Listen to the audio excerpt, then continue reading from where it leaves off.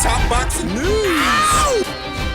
Okay, we'll start with this. It's official. On June 10th in Buenos Aires, Argentina, unbeaten up-and-comer Nazarena Romero will be challenging reigning WBA Super Bantamweight champion Mayerlin Rivas of Venezuela for what is Mayerlin's WBA title. I knew this was coming, but this is a lot sooner than I expected. I expected this fight to take place towards the end of the year. Seems ahead of schedule, but it's here. Mayerlin Rivas, who sports a professional record of 17 wins with 4 losses, 2 draws, 11 knockouts. Most of the time, she's the biggest puncher in the room, but she may have met her match in Argentina's Nazarena Romero, an unbeaten up-and-comer that sports a professional record of 13 wins, no losses, and no draws. 7 knockouts. These are easily 2 of the more violent punchers in the Super Bantamweight division, Mayerlin Rivas and Nazarena Romero. Experience has got to go to Mayerlin. A veteran of 23 professional bouts. This will be her 24th. She's won some fights, she's lost some fights, but overall, she has faced the better quality of competition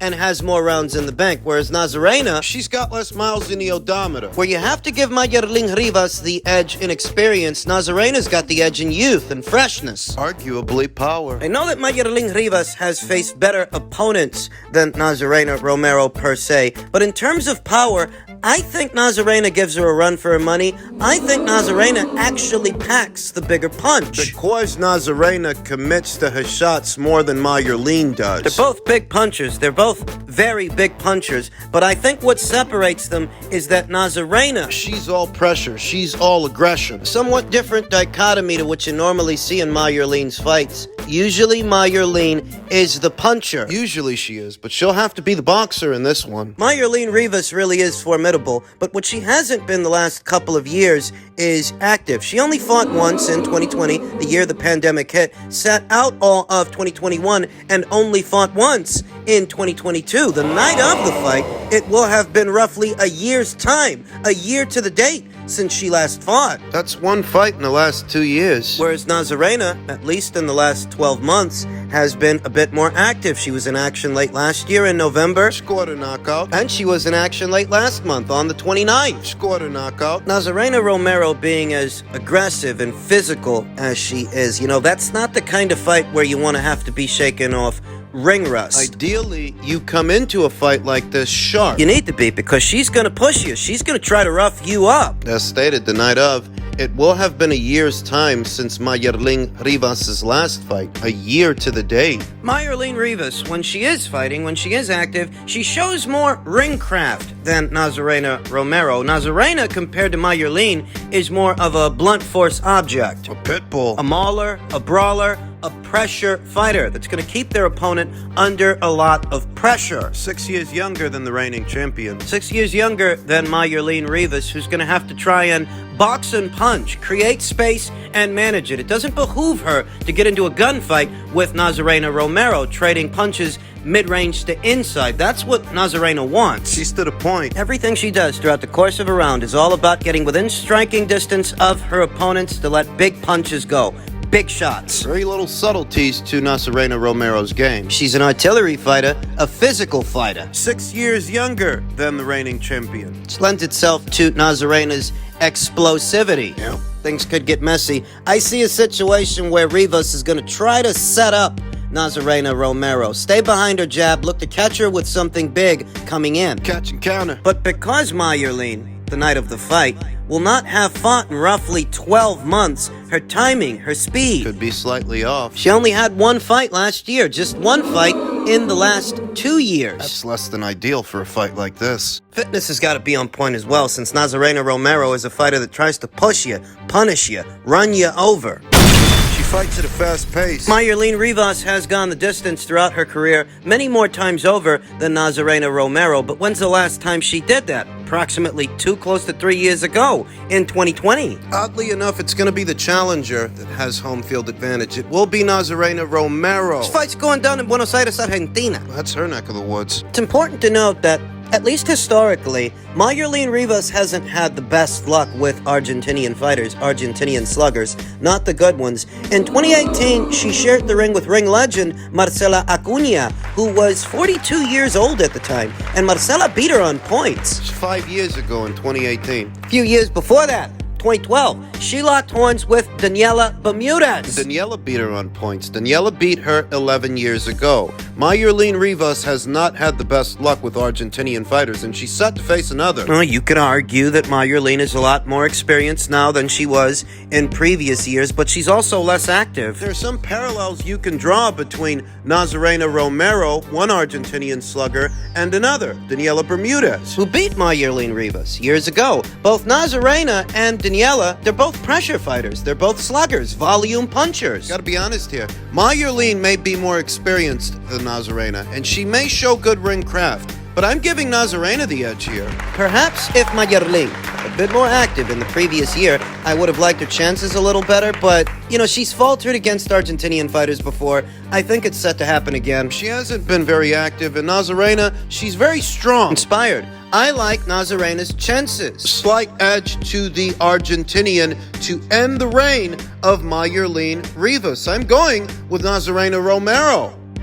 In men's middleweight news, I'm sure most of you have heard by now that Erislandy Lara versus Danny Garcia title fight approved by the WBA. The winner must face Michael Zerafa, the mandatory challenger to that WBA title. This is the fallout of the WBA having stripped Gennady Golovkin. He was supposed to be facing Lara in a mandated title defense, but Gennady decided to take a leave from the sport. Not complying with the order resulted in him being stripped. Now, BoxingScene.com has confirmed that the WBA has approved a request for Lara to move forward with a voluntary title defense versus two-division champion Danny Garcia. The ruling comes in lieu of a previously ordered mandated title defense versus Australia's Michael Zerafa, who will land the winner of the summertime title fight, which is due to take place towards the end of the summer, August 5th. The company, TGB Promotions, sent the request to the entity, which was studied in depth to determine the most appropriate decision. WBA Championships Committee Chairman Carlos Chavez confirmed in a letter to all parties.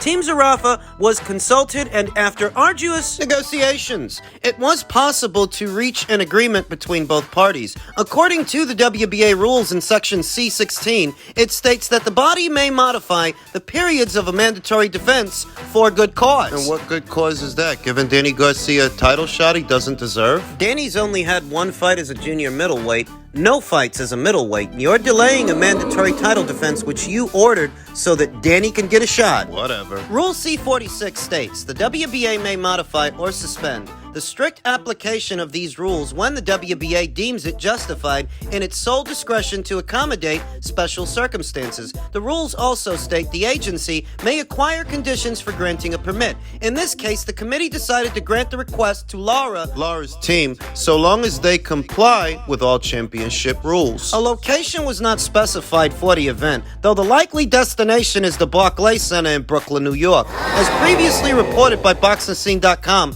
earlier talks suggested the bout could take place at a catchweight between the junior middleweight and full middleweight limit. That's gotta be to accommodate Danny. BoxingScene.com has also learned that Michael Zerafa will be featured on the undercard as part of the agreement reached between the involved parties. In the case of Zerafa, he may take an optional fight against a body-approved contender while awaiting a world title fight in his mandatory challenger's position, confirmed Chavez. Lara's last fight took place at that very venue last May 28th when he scored a one-sided 8th-round stoppage of the spectacularly mustached but marginally talented Irish middleweight Gary Spike O'Sullivan. So Lara's a two-division champion. He reigned for a number of years at junior middleweight as a WBA champion, and here he is now as a newly crowned middleweight champion. But his career is still a career that has no traction. Accolades aside, the last time the guy fought was in May. His next fight is well over a year later in August. All the chicanery in the world doesn't make a career like that exciting. He may be a two-division champion, but who cares? Lara versus Zerafa was first ordered by the WBA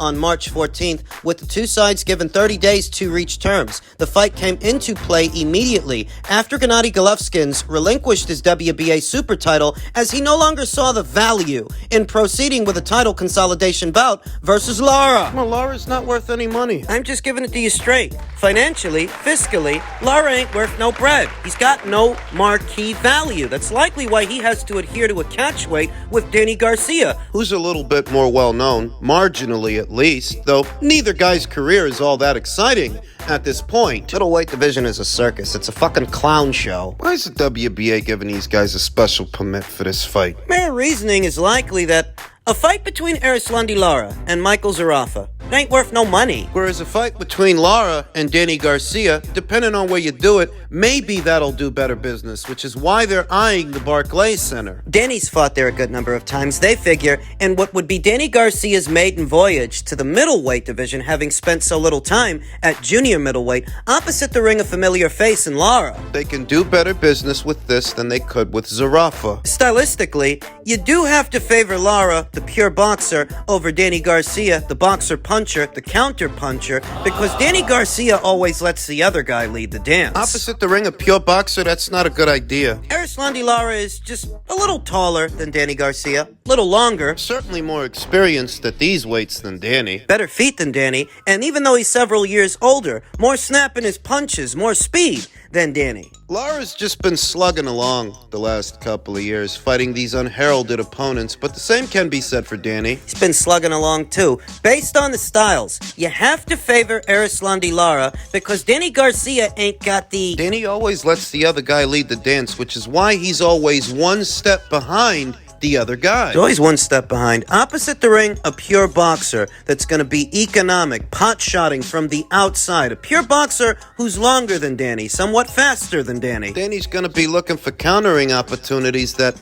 may not be there. It's the pure boxer's calling card. Safety first. Fighting from a safe distance, pot-shotting from the outside. Mitigating the risks and maintaining distance. You could argue that Lara is in the twilight years of his career, and you can argue that his legs, they aren't what they used to be. He doesn't move around the ring as much as he used to. But then again, Danny Garcia, He's never had the fastest feet. he's a flat-footed fighter that based on the styles, you have to edge the fight to Lara. But because this is the PBC we're talking about, You think they did all this because they want Lara to keep that belt? talked about the stylistic angle, but what about the political one? Would the PBC prefer that Danny Garcia have that WBA title instead of Erislandy Lara, who's never had much commercial value? I feel like they're fattening Danny up for somebody. Just don't know who. I often associate the PBC with smoke and mirrors, so the stylistic matchup in and of itself, while it might favor Lara, why are they trying so hard to put Danny in this fight? What's that about? Would they prefer that he hold the title?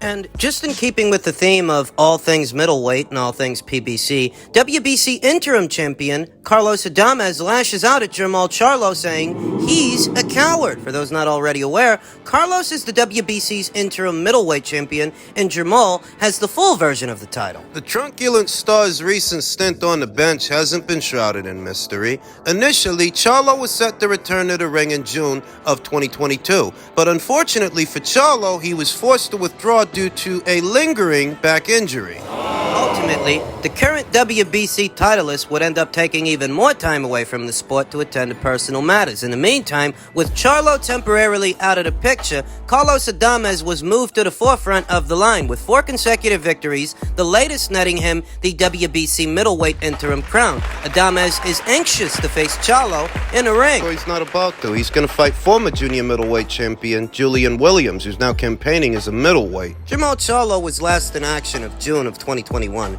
In that way, it's been roughly 2 years or close to it since Jamal had a fight. 3 weeks ago, there was a story published that he would be returning in June, but we're here in May, and no fight date has been announced for Jamal's next ring appearance. So is he coming back next month, or isn't he? Charlo is a chicken. He's a coward, said Adames during a recent interview with FightHype.com. All he does is talk a lot of shit. He makes all these excuses that he has all of these injuries and that he's sick, but he doesn't want to fight any good fighters. Following his protracted time away, Charlo has recently indicated that he's ready to rock and roll both mentally and physically. While a return date hasn't been officially announced, Adames will not be first up on his to-do list, and therein lies the dilemma. Therein lies the problem. If Charlo actually has injuries or extenuating circumstances that are preventing him from competing and fulfilling his obligations as a champion, that's one thing. But the WBC allowing him to hold the title for ransom, that's another. Next month makes 2 years since that guy had a fight. Why are you letting him hang on to that belt? If injuries and extenuating circumstances are what have kept him out of action for all this time, then the appropriate course of action would have been to label him a champion in recess and elevate Adames to full champion. As it stands, the full title has not been in circulation in close to 2 years. Why? I told you why already. I told you why in my previous video. I believe the PBC is bribing the WBC, bribing them to allow Charlo to keep that belt, and whatever they're paying them. It's likely more than they'd stand to make from the sanctioning fees for an Adames fight. Carlos Adames, a skilled and capable boxer, a hungry one, he ain't got no marquee value. And because he has no marquee value, because the WBC ain't gonna make a small fortune